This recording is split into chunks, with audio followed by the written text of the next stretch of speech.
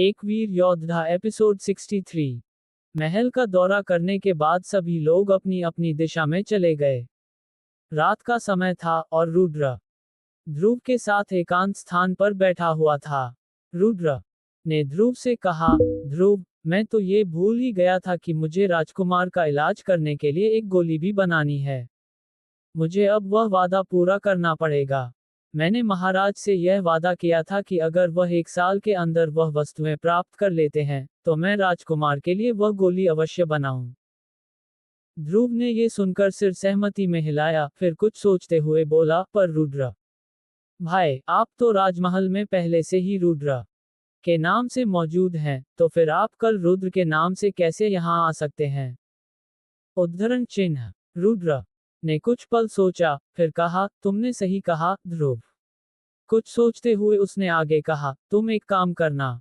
कल तुम किसी को भी मेरे कमरे में आने मत देना। जब कोई मुझे ढूंढने आए, तो तुम उन्हें ये बताना कि मैं अपनी एक महत्वपूर्ण युद्ध तकनीक का अभ्यास कर रहा हूँ।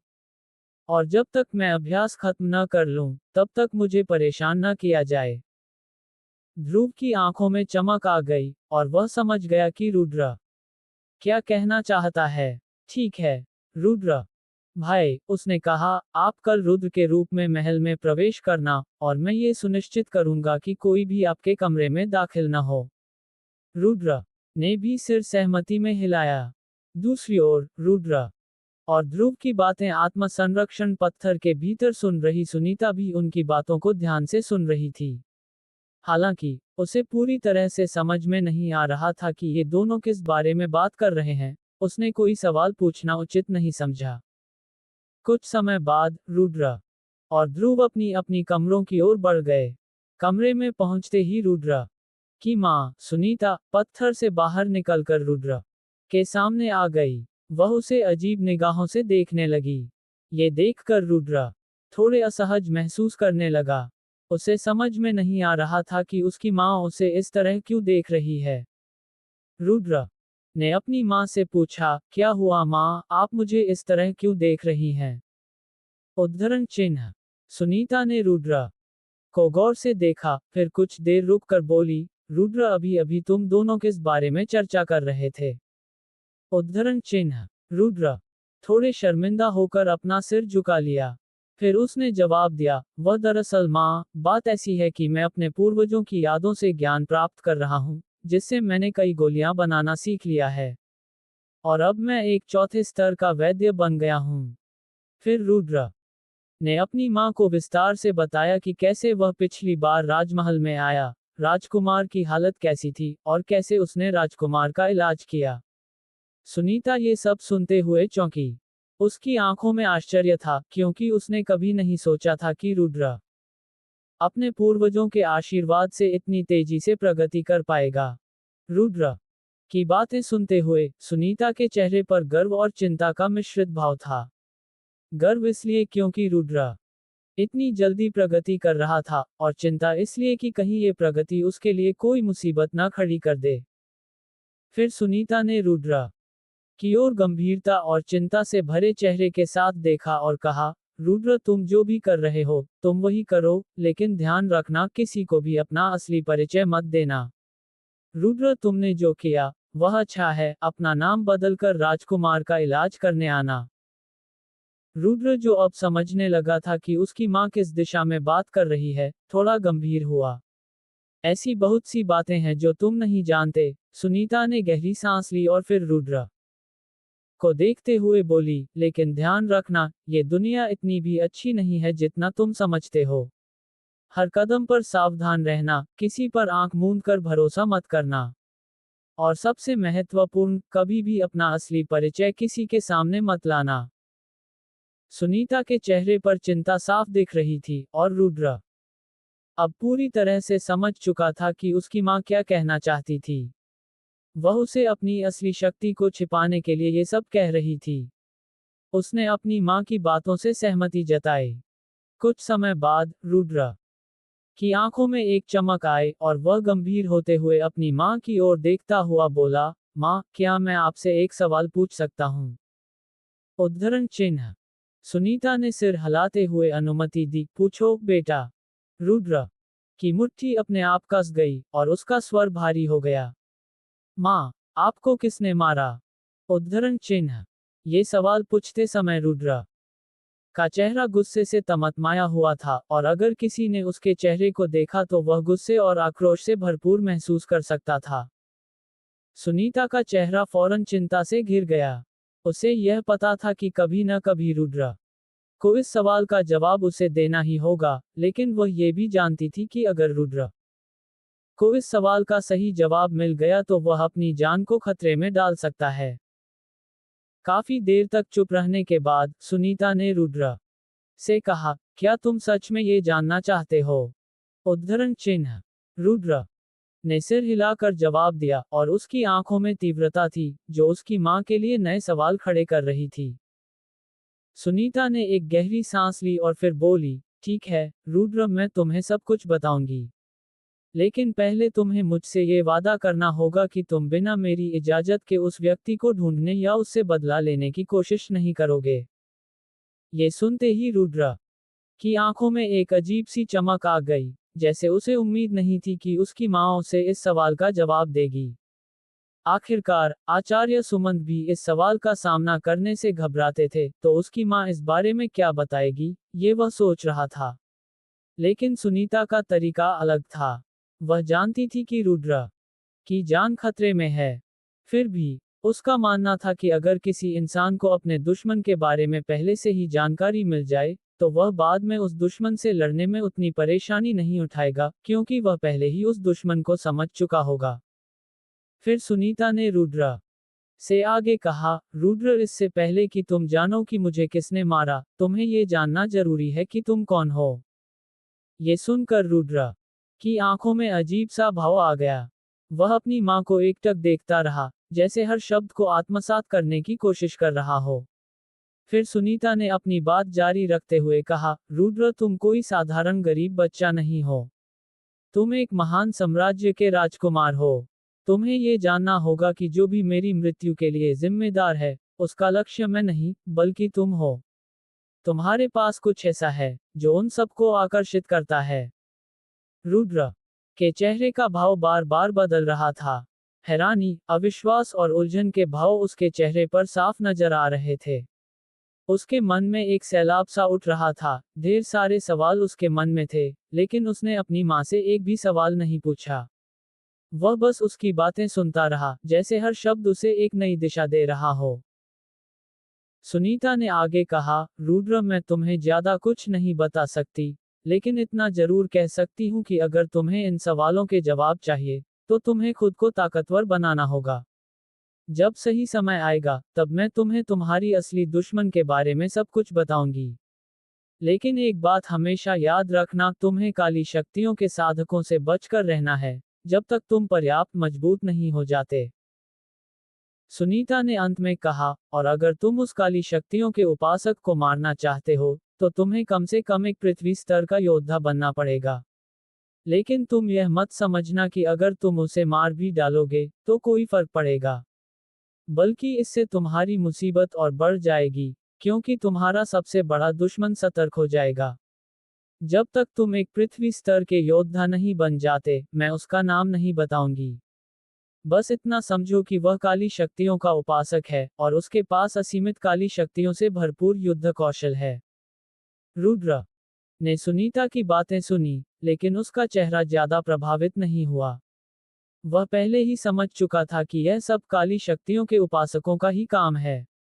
उसकी आंखों में सवाल थे, रुद्र की आंखों में और भी जिज्ञासा थी, लेकिन सुनीता ने उसे और कुछ भी बताने से मना कर दिया। वह जानती थी कि रुद्र के लिए ये सब जानना कितना जरूरी था, लेकिन अगर वह उसे और कुछ बताती, तो यह संभव था कि रुद्र आवेश में आकर कोई गलत कदम उठा लेता, जिससे उसकी जान को भी खतरा हो सकता था। इसलिए उसने चुप रहकर उसे बस यही चेतावनी दी। एक गहरी सांस लेकर रुद्र ने अपने कमरे को अंदर से बंद किया। खिड़की से होकर वह महल के पहरेदारों से बचते हुए चुपचाप महल से बाहर निकल गया। उसका मन अब पूरी तरह से अपनी मां की बातों पर था, और वह जानता था कि उसका रास्ता बहुत कठिन है, लेकिन उसने ठान लिया था कि वह अपनी ताकत बढ़ाएगा और जो भी खतरे उसके सामने आएंगे, उन्हें हराएगा। अगले दिन सुबह रुद्र ने काले रंग के वस्त्र पहने और अपनी पहचान छिपाने के लिए एक नई पहचान अपनाई।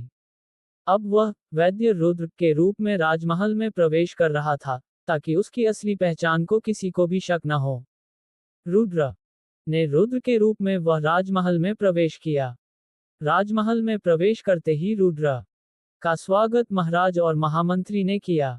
पहले तो उनको ये यकीन ही हुआ कि रुद्र खुद राजमहल में आ गया है, लेकिन जब उन्हें ये यकीन हो गया तब उनके चेहरे पर खुशी साफ नजर आने लगी। इस बार महाराज खुद रुद्र का स्वागत करने बाहर गए। महाराज ने उसे ध्यान से देखा और मुस्कुराते हुए पूछा, वैद्य रुद्र, आप कैसे हैं? रुद्र ने शालीनता से सिर झुकाया और कहा, महाराज, मैं बिल्कुल ठीक हूँ। मैं राजकुमार विश्वरूप की हालत देखना चाहता हूँ और मुझे यकीन है कि मैं उनकी स्थिति को सुधार सकता हूँ। महामंत्री ने रुद्र का अभिवादन करते हुए कहा, रुद्र, हमें आशा है कि आप राजकुमार को ठीक कर सकेंगे। उनकी हालत बहुत गंभीर हो गई है। वह विष के प्रभाव से इतना कमजोर हो गए हैं कि अब उनका युद्ध स्तर साधारण मनुष्य स्तर तक गिर चुका है। ये सुनकर रुद्र का चेहरा गंभीर हो गया। वह जानता था कि अगर जल्दी इलाज न किया गया तो राजकुमार की हालत और बिगड़ सकती थी। रुद्र तुरंत राजकुमार के कमरे की ओर बढ़ा। महल में आते ही उसे राजकुमार विश्वरूप की हालत का एहसास हुआ। उनका शरीर कमजोर और अत्यधिक पतला हो चुका था। रुद्र ने उन्हें ध्यान से देखा और फिर उन्होंने अपने हाथों से उनका परीक्षण किया। राजकुमारी शिवांगी, जो अपनी आंखों में चिंता की लकीरें लिए खड़ी थी, रुद्र को देख रही थी। वह भी अपने भाई की हालत को लेकर बेहद परेशान थी। जब रुद्र ने राजकुमार की हालत का निरीक्षण किया तो शिवांगी ने पास जाकर रुद्र से पूछा, वैद्य रुद्र, मेरे भाई के साथ क्या हो रहा है? क्या हम उन्हें फिर से स्वस्थ कर सकते हैं? उद्धरण चिन्ह। रुद्र ने उसकी तरफ देखा और फिर बड़े संयम से कहा, राजकुमारी, चिंता मत करो। ये गंभीर स्थिति है, लेकिन मैं उन्हें ठीक करने में सक्षम हूँ। ये विष उनके शरीर में घुल चुका है और उनके रैंक को घटा दिया है। लेकिन अगर सही उपचार किया जाए तो उनकी स्थिति में सुधार हो सकता है। शिवांगी ने राहत की सांस ली, लेकिन उसके चेहरे पर चिंता अभी भी साफ नजर आ रही थी। रुद्र ने सिर झुकाया और कहा, राजकुमारी, मैंने राजकुमार को ठीक करने के लिए आवश्यक सभी सामग्री इकट्ठा करने के लिए बोला था। क्या आपने वह सभी एकत्रित कर लिया? पिछली बार जब मैंने महामंत्री से बात की थी, मैंने उन्हें बताई थी काले नाग का शक्ति स्टोन, दिव्य जल की एक बूंद और नाग बूटी के बारे में। क्या आप ये सभी चीजें मुझे उपलब्ध करवा सकती हैं? उद्धरण चिन्ह। महामंत्री, जो कमरे में मौजूद थे, ने तुरंत कहा, वैद्य रुद्र, हम उन सभी चीजों को अभी लाने का आदेश देते हैं। आप बस हमें निर्देश दें, हम जल्दी ही यह सामग्री लाते हैं। रुद्र ने गंभीरता से कहा, ठीक है महामंत्री, मुझे इन्हें एक शांतिपूर्ण स्थान पर वह सभी सामग्री लाकर तैयार करना होगा, ताकि वहां बिना किसी विघ्न के मैं दवाएं तैयार कर सकूं। यह एक संवेदनशील प्रक्रिया है और हर कदम को ध्यान से करना होगा। महामंत्री ने तुरंत आदेश दिया और सभी आवश्यक वस्तुओं को लाने के लिए महल के कर्मचारियों को भेज दिया। रुद्र अब पूरी तरह से राजकुमार के इलाज में जुटने के लिए तैयार था। जब वह अकेला हो गया तो रुद्र की आंखों में एक ठान लेने की चमक थी। उसे समझ में आ चुका था कि इस उपचार के साथ साथ वह राजकुमार को शारीरिक और मानसिक दोनों रूप से पुनः स्वस्थ बनाने की कोशिश करेगा। रुद्र जानता था कि इस प्रक्रिया में समय और सटीकता की जरूरत होगी, लेकिन वह जानता था कि अगर वह सफल हो गया तो राजकुमार की ताकत वापस लौट सकती है और वह अपनी पूरी शक्ति के साथ युद्ध में हिस्सा ले सकेगा। राजकुमारी शिवांगी, जो पास खड़ी थी, रुद्र के विचारों को महसूस कर रही थी। पता नहीं क्यों, पर उन्हें ऐसा लग रहा था कि उन्होंने वैद्य रुद्र को अच्छी तरह से जानती हैं। शिवांगी ने रुद्र की आंखों में छुपी एक गहरी ताकत को महसूस किया, लेकिन वह भी यह समझ नहीं पा रही थी कि रुद्र, जो कि रुद्र के रूप में था, उसका असली रूप क्या है। कुछ समय बाद महल के कर्मचारियों ने सभी सामग्री लाए और रुद्र ने उन्हें एक शांतिपूर्ण स्थान पर लाकर सारी चीजों का संयोजन करना शुरू किया। वह धीरे धीरे विष का इलाज करने के लिए जरूरी औषधियां तैयार कर रहा था। महाराज शिवांगी और महामंत्री रुद्र के काम को ध्यान से देख रहे थे। वे जानते थे कि यह केवल एक औषधि का निर्माण नहीं, बल्कि एक जीवन मरण का खेल है। अगर रुद्र सफल हो गया तो राजकुमार विश्वरूप की जान बच सकती थी और उनका रैंक वापस आ सकता था। रुद्र ने अपनी वैद्य कड़ाही को अपनी स्टोरेज अंगूठी से बाहर निकाला। उसके बाद उसने एक गहरी सांस ली, अपनी आंखें बंद की और अपने अंदर की वैद्य ज्वाला पर ध्यान केंद्रित किया। कुछ ही पलों में रुद्र के हाथों पर नीले रंग की ज्वाला चमकने लगी। इसे देखकर महामंत्री जी की आंखें आश्चर्य से खुली की खुली रह गईं। क्यों महामंत्री इतनी आश्चर्यचकित हुए? क्या राजकुमारी पहचान पाएंगी रुद्र को? क्या रुद्र बना पाएगा राजकुमार के लिए गोली? रुद्र एक वीर टाढ़ा एपिसोड 64 स्वस्थ राजकुमार विश्वरूप। रुद्र की वैद्य ज्वाला को देखकर महामंत्री की आवक रह गए थे, क्योंकि हर वैद्य की ज्वाला या तो सफेद होती थी या फिर पीली, लेकिन रुद्र की ज्वाला तो नीले रंग की थी। ये केवल तभी संभव हो सकता था अगर कोई वैद्य किसी पवित्र अग्नि या फिर किसी अन्य ताकतवर अग्नि को अपने नियंत्रण में ला सका हो। और यह काम किसी भी वैद्य के लिए आसान नहीं होता।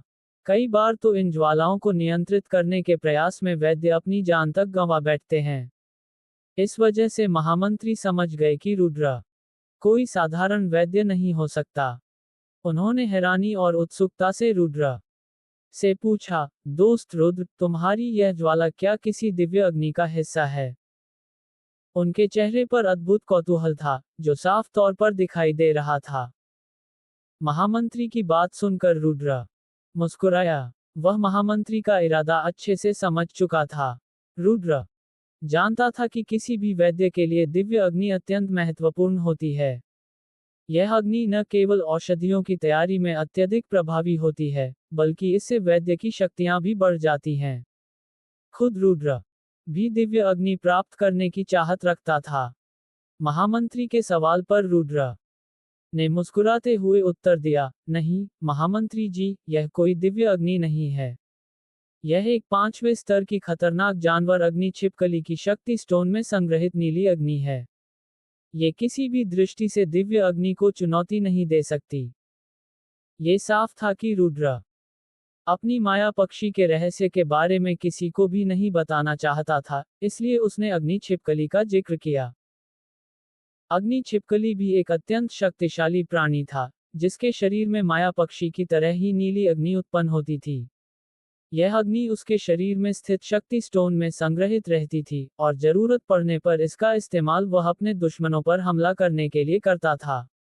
हालांकि ये प्राणी भी शक्तिनगर जैसे छोटे राज्य में मिलना असंभव था, इसलिए रुद्र को पूरा यकीन था कि कोई भी उसके इस रहस्य का पता नहीं लगा सकेगा।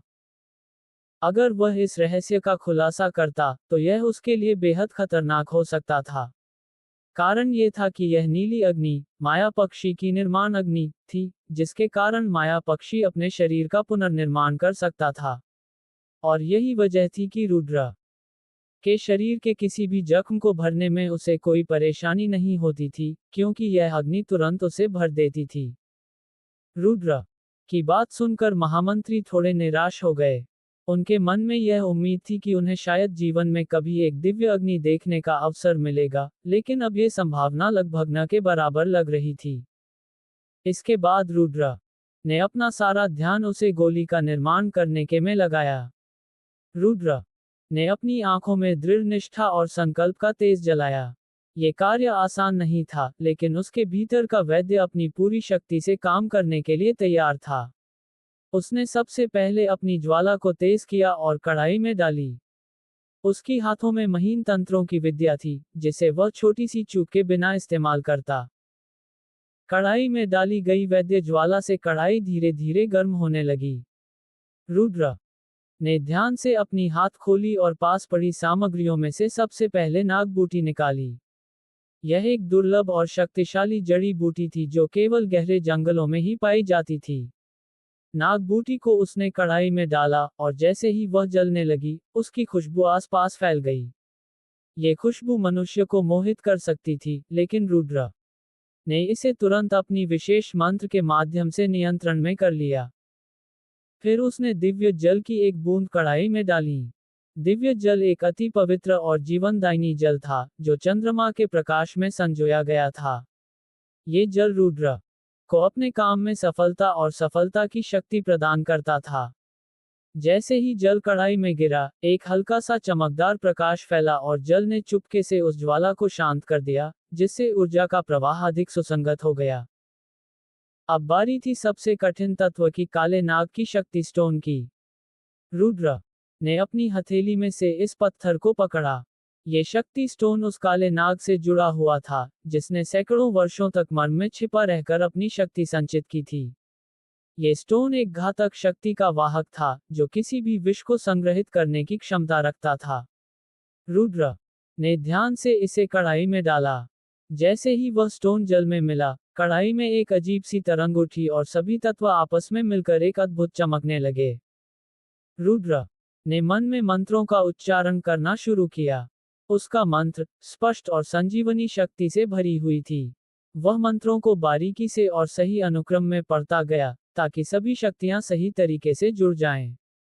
वह जानता था कि इस प्रक्रिया में अगर कुछ भी गलत हुआ, तो परिणाम विनाशकारी हो सकते हैं। कढ़ाई में सभी तत्वों के मिल जाने के बाद रुद्र ने कढ़ाई को धीमे धीमे घुमाया और उसमें सजीवता की शक्ति का संचार करने की प्रक्रिया शुरू की। उसकी आंखों में गहरी एकाग्रता थी और उसकी चेतना पूरी तरह से इस रचनात्मक कार्य में लग गई थी। कढ़ाई में कुछ समय बाद हल्का सा धुआं उठने लगा और फिर उसमें से एक हल्की सी आवाज आई, जैसे कोई शक्ति जन्म ले रही हो। जब वह पूरा मिश्रण तैयार हो गया, तो रुद्र ने उसे धीमे धीमे एक गोली की आकार में ढालने का कार्य शुरू किया। इसके लिए उसने अपने हाथ लहराते हुए हर एक अंश का उपयोग किया और जैसे ही वह पूरा किया, उसके हाथ में एक चमकदार, हल्के नीले रंग की गोली आकार में आ गई। ये गोली एकदम गोल और काली थी, बिना किसी खामी के। इसे रुद्र ने गोली का नाम सर्व विष नियंत्रक गोली दिया था। रुद्र ने इस गोली को ध्यान से देखा और उसकी आंखों में संतोष की झलक थी। वह जानता था कि यह गोली न केवल राजकुमार के अंदर जो जहर है उसको नियंत्रित करेगा, बल्कि यह गोली राजकुमार को उस जहर को नियंत्रित करके उनके उपयोग में लाने के लिए भी सहायता प्रदान कर सकता है। फिर उसने उस गोली को अपनी स्टोरेज अंगूठी से एक हरे रंग की कांच की बोतल निकालकर उसमें डाल दिया। रुद्र अभी उस गोली को देख ही रहा था कि तभी उसने अपनी शरीर के शक्ति भंडार में कुछ हलचल महसूस की। वह हलचल धीरे धीरे उसकी मूलाधार चक्र में प्रवेश करने लगी। अचानक रुद्र के चारों ओर एक लाल, नीली और बैंगनी आभा उभरने लगी। जैसे ही रुद्र ने इसे महसूस किया, उसके चेहरे का भाव तुरंत बदल गया। उसे यह समझ में आ गया था कि उसके शरीर में ये परिवर्तन क्यों हो रहा था। रुद्र को यह एहसास हुआ कि उसका युद्ध स्तर कभी भी मूलाधार चक्र से स्वाधिष्ठान चक्र में प्रवेश कर सकता है। तभी उसने सभी की ओर देखा और कहा, माफ कीजिएगा, लेकिन क्या आप लोग ये सुनिश्चित कर सकते हैं कि इस स्थान पर कुछ समय के लिए कोई भी ना आए? मेरी युद्ध स्तर में वृद्धि होने वाली है, और जब मैं ध्यान में बैठूंगा, तो मैं नहीं चाहता कि कोई मुझे परेशान करे। सभी ने रुद्र की बात सुनी, और वे चौंक गए। किसी को भी समझ में नहीं आ रहा था कि जो अभी अभी गोलियां बना रहा था, वह अचानक से अपने युद्ध स्तर में वृद्धि कैसे कर सकता है। लेकिन महाराज ने उसकी बात पर सहमति जताते हुए कहा, ठीक है, रुद्र, तुम यहाँ ध्यान कर सकते हो। हम ये सुनिश्चित करेंगे कि इस दौरान कोई भी तुम्हें परेशान न करे। ये कहते हुए, महाराज ने वहां खड़े सभी लोगों को वहां से जाने का आदेश दिया। अब वहां सिर्फ महाराज, महामंत्री जी और राजकुमारी ही रह गए। जब रुद्र ने देखा कि सभी लोग वहां से चले गए हैं, तो उसने सिर हिलाते हुए एक शांत स्थान की ओर रुख किया और ध्यान में बैठ गया। उधर महाराज, महामंत्री और राजकुमारी तीनों बड़े ध्यान से रुद्र को देख रहे थे। रुद्र के ध्यान में बैठने के कुछ ही समय बाद उसके चारों ओर लाल, नीली और बैंगनी ऊर्जा का घेरा बनने लगा। ये दृश्य देखकर तीनों चौंक गए, क्योंकि उन्होंने कभी किसी योद्धा के शरीर से तीन तरह की ऊर्जा निकलते हुए नहीं देखी थी। इस अजीब स्थिति को देखकर तीनों एक दूसरे की ओर देखने लगे। तभी शिवांगी ने महामंत्री से पूछा, महामंत्री जी, यह क्या हो रहा है रुद्र के साथ? उसके शरीर के चारों ओर ये तीन रंगों की ऊर्जा क्यों निकल रही है? उद्धरण चिन्ह। महामंत्री जी थोड़ी सोच में पड़े और बोले, पता नहीं राजकुमारी जी। साधारणतः किसी भी योद्धा के शरीर से एक ही प्रकार की ऊर्जा निकलती है, लेकिन रुद्र के शरीर से तीन तरह की ऊर्जा निकल रही है।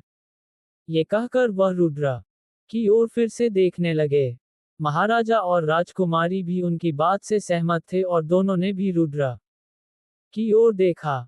2 घंटे तक ध्यान में रहने के बाद रुद्र के चारों ओर जो ऊर्जा बह रही थी, वह और भी घनी और शक्तिशाली हो गई। इस दौरान शिवांगी को कुछ अजीब सा महसूस हुआ। अचानक उसे अपने शरीर में भी कुछ परिवर्तन होने लगे। उसकी कलाई पर तेज दर्द होने लगा। दर्द से बिलबिलाती हुई शिवांगी ने अपनी दूसरी हाथ से अपनी कलाई को कसकर पकड़ लिया। उसके चेहरे पर गहरे दर्द के निशान साफ दिख रहे थे और वह कांपते हुए दर्द को सहन करने की कोशिश कर रही थी। इसके तुरंत बाद महाराज और महामंत्री का ध्यान भी राजकुमारी की हालत पर गया। ये देखकर वह दोनों हैरान और परेशान हो गए। उन्हें समझ में ही नहीं आ रहा था कि राजकुमारी को अचानक क्या हो गया है। अभी अभी तो वह बिल्कुल ठीक थी। फिर महाराज ने चिंता के साथ अपनी बेटी की ओर देखा और चिंतित स्वर में पूछा, बेटी शिवांगी, क्या हुआ तुम्हें? तुम ऐसे क्यों बर्ताव कर रही हो? उद्धरण चिन्ह। शिवांगी दर्द के साथ बोली, पता नहीं पिताजी, लेकिन अचानक से मुझे अपनी कलाई पर बहुत तेज दर्द महसूस हो रहा है। इतना कहकर उसने अपनी कलाई को अपने पिता की ओर मोड़ा। महाराज ने जैसे ही शिवांगी की कलाई पर नजर डाली, वह चौंक गए। उन्होंने देखा कि शिवांगी की कलाई पर एक लाल रंग का 5 फनों वाला नाग का निशान धीरे धीरे प्रकट हो रहा था। ये देखकर उनके मन में कई सवाल उमड़ने लगे। वह इस नाग के निशान को भली भांति जानते थे। फिर उनकी नजर अपनी बेटी की कलाई से हटकर रुद्र की ओर चली गई। वह रुद्र को चमकती आंखों से देखने लगे। मन ही मन उन्होंने कहा, क्या ये वही है जिसके साथ मेरी बेटी का जीवन जुड़ा हुआ है?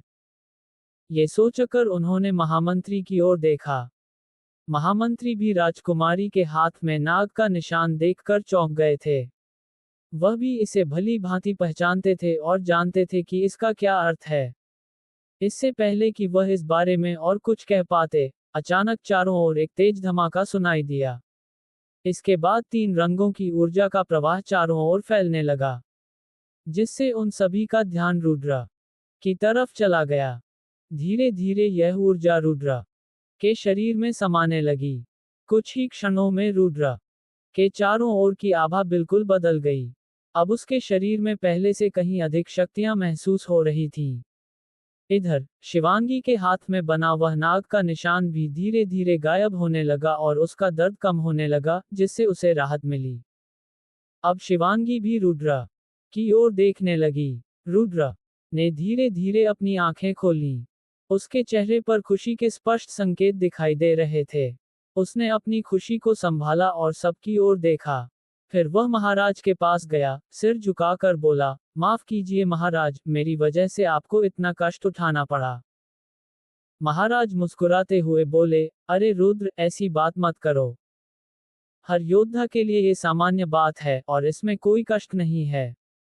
ये सुनकर रुद्र ने कुछ नहीं कहा, बस सिर हिलाकर मुस्कुराया। फिर उसने कहा, ठीक है महाराज, अब हमें चलना चाहिए। मैंने वह गोली बना ली है। हमें इसे राजकुमार को जल्द से जल्द देना होगा। इस पर महाराज ने सहमति में सिर हिलाया। फिर रुद्र ने अपनी वैद्य कढ़ाई को अपनी स्टोरेज अंगूठी में रखा और सभी ने राजकुमार के कमरे की ओर प्रस्थान किया। इस बीच वे सब राजकुमारी के हाथ में बने नाग के चिन्ह को पूरी तरह से भूल चुके थे।